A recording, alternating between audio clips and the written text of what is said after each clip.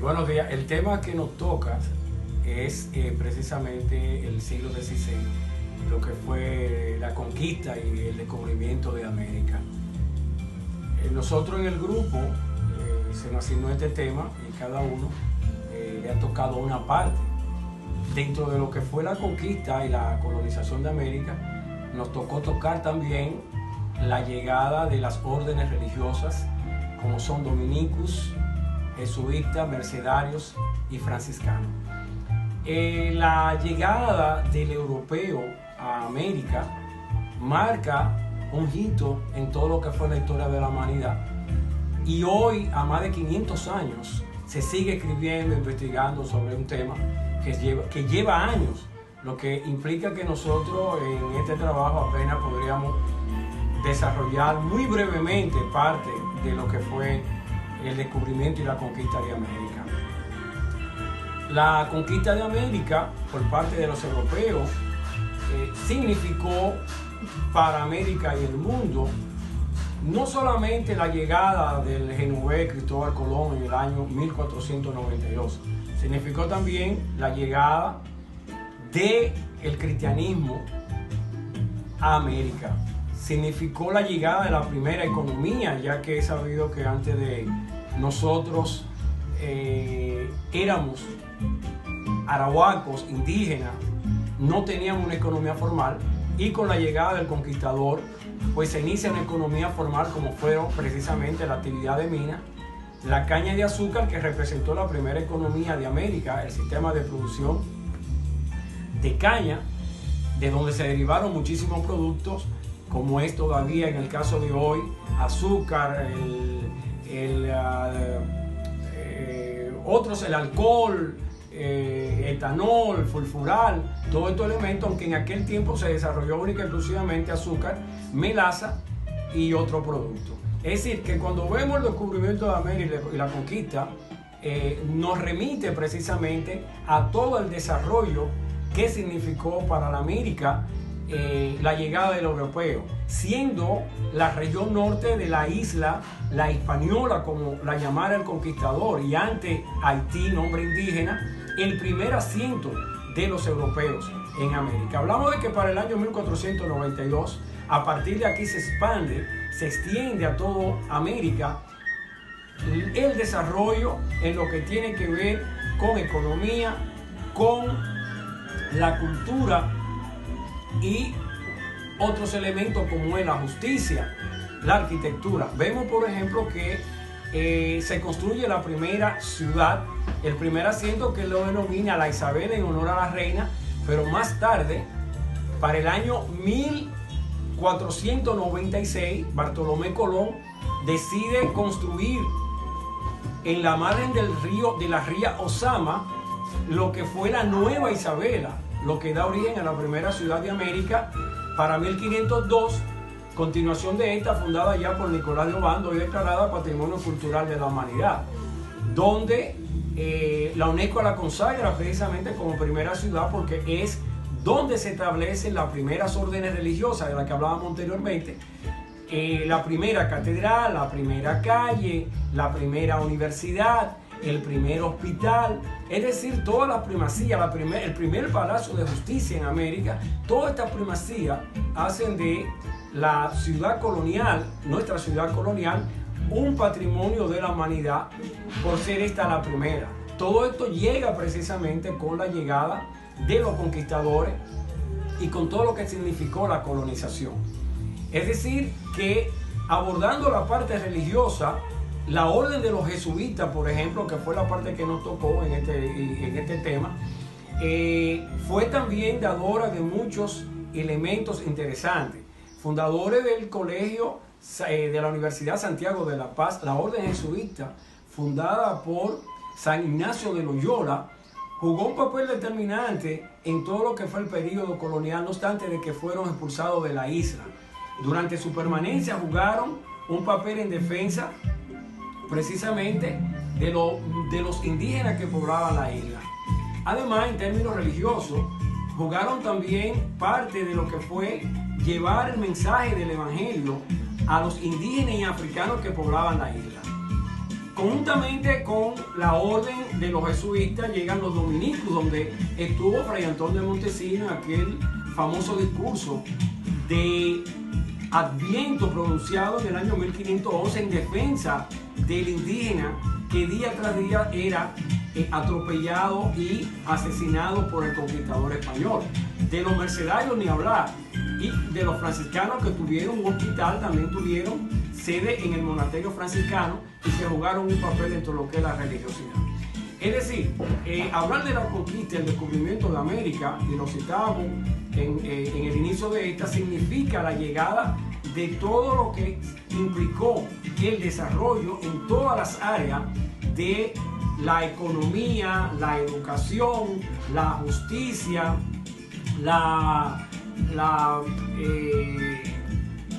bueno, todo, porque hablar de descubrimiento y conquista es hablar precisamente del gran desarrollo que alcanzó América a partir del año 1492.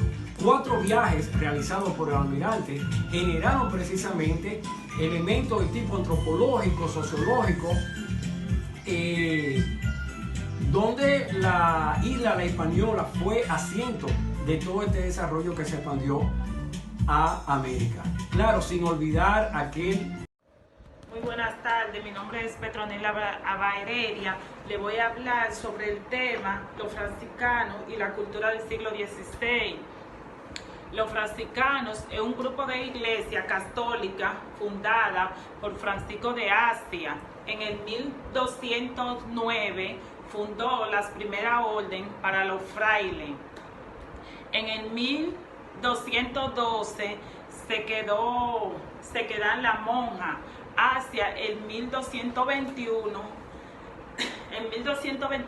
la tercera orden para los seglares. Y en el 1206 San Francisco empezó a levantar una vida religiosa encontrada en la pobreza y la caridad. El 16 de abril del 1208, el nombre es Caridad. Bernardo Quitán se interpuso por su forma de vida y se reunió con el Persipala. Guido Asia también se encontraba en Roma, encontrada en Roma, que era de función de sus obras. Luego con la cardenal Juan de San Pablo. Con la cardenal Juan de San Pablo, también las armonías que distinguen la época de San Barbenido. Duró mucho tiempo, no podía durar el renacimiento clásico del género. En toda parte, en el concesión pégano de vida. El franciscano y el renacimiento, los franciscanos en plena Edad Media son los franciscanos. Mayo del 1517 acuerdan un hecho harto y un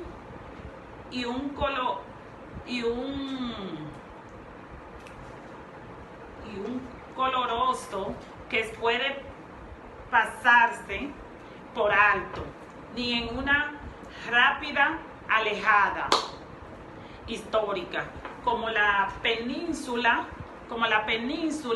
más del espíritu franciscano. Eso es todo hasta el momento. Muchas gracias. Buenas noches, nosotros somos el grupo número 1. Estamos formados por Miguel, Petronila, Yeuris y Mirkeya. Les vamos a hablar sobre la colonización en el siglo XVI, la religión, arquitectura, cultura y actitudes de los colonos europeos. Les voy a hablar sobre la Orden Dominicana o Orden de Predicadores, mejor conocida como dominicos por sus miembros.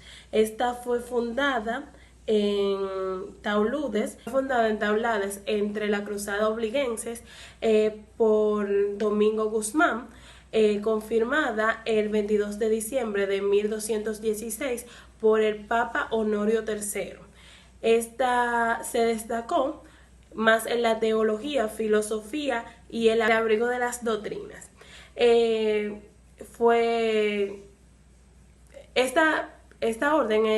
Esta orden creó una escuela llamada Salamanca que se especializa en la teología, filosofía y economía.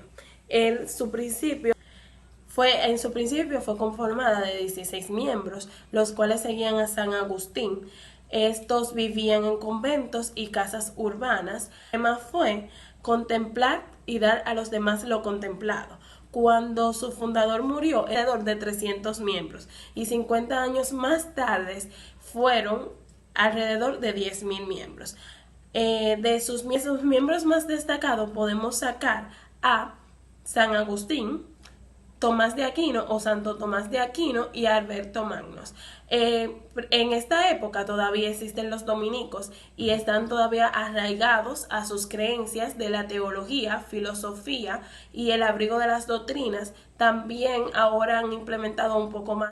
Hola, soy Yeuris y yo le voy a hablar brevemente sobre la religión en la época de la conquista y la colonización.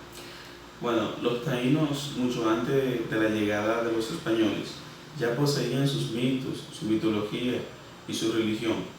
Era el veique, líder religioso, y el cacique, líder político religioso, los encargados de dirigir las ceremonias y de transmitir la tradición.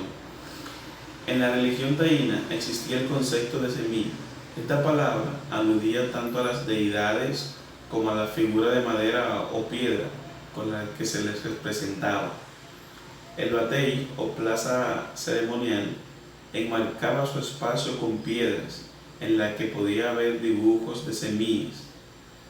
Aquí se llevaba a cabo el areíto, celebración en la que se cantaba y se bailaba. Durante esta ceremonia se narraba la historia mítica del pueblo a todos los miembros del Yucayeque. También en el mismo espacio ocurría el juego de la pelota. Una ceremonia religiosa de gran trascendencia lo era el ritual de la caoba. Los principales hombres del Yucayeque, nitaínos, junto al cacique y el veique, se reunían en el caney, espacio que fungía como templo y casa del cacique.